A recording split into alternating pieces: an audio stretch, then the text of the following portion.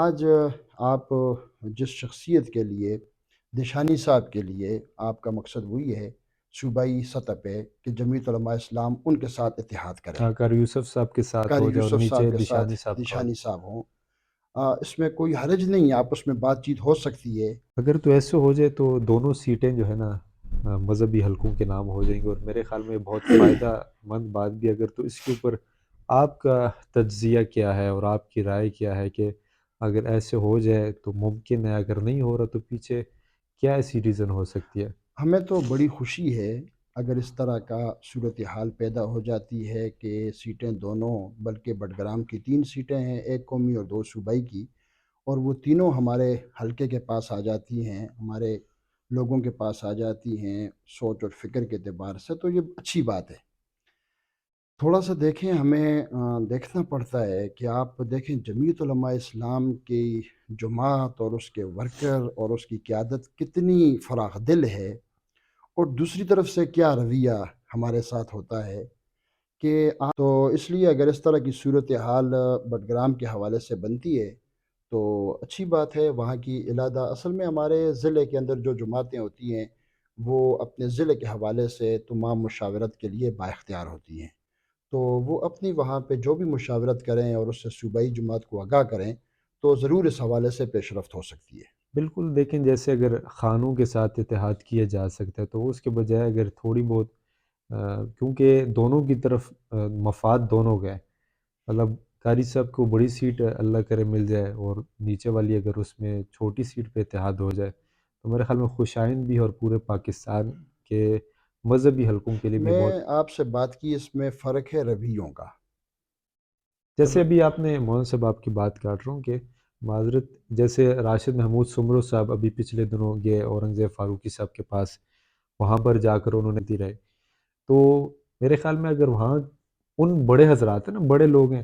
ان کی اگر اتنا، وہی آپ کی بات ہے، جمعیت نے ہمیشہ فراخ دلی کا مظاہرہ کیا، تو اگر وہاں پہ ایسے ہو سکتا ہے تو یہاں پہ بھی ایسی کوئی صورت تو بن سکتی ہے۔ بالکل بن سکتی ہے، میں نے آپ سے عرض کیا رویے کی بات ہے، تو اگر اس حوالے سے جمعیت علماء اسلام کا رویہ تو ہمیشہ سیاسی رہا ہے، نرم رہا ہے، فراخ دلی رہی ہے، تو اگر دوسری طرف سے بھی اپنے رویے کو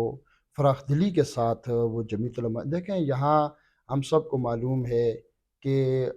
جو اہل سنت والجماعت جس مسلک کے خلاف تحریک میں ہے یا جدوجہد میں ہے یا جو ان کا بیانیہ ہے، وہ یہاں پر کتنے پرسنٹ ہیں،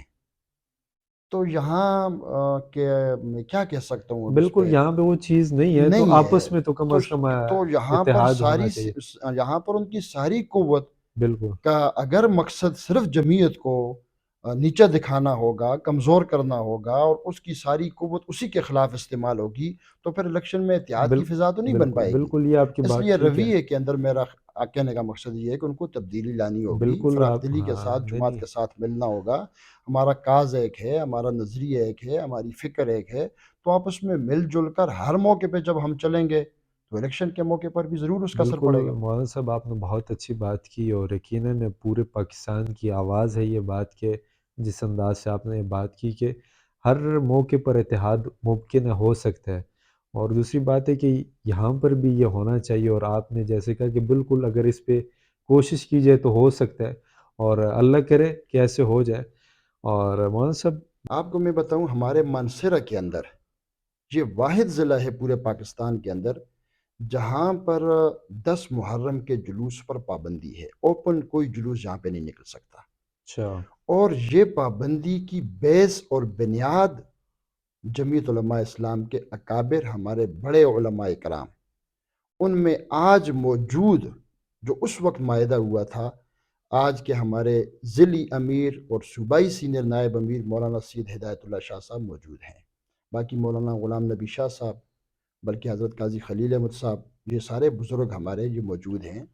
تو یہاں پر کوئی ایسا ماحول نہیں ہے، یہاں جب اس پلیٹ فارم کی بات آتی ہے تو جمعیت علماء اسلام آپ کو اس میدان میں بھی سب سے آگے نظر آئے گی، اس کا کردار بھی سب سے نمایاں رہا ہے۔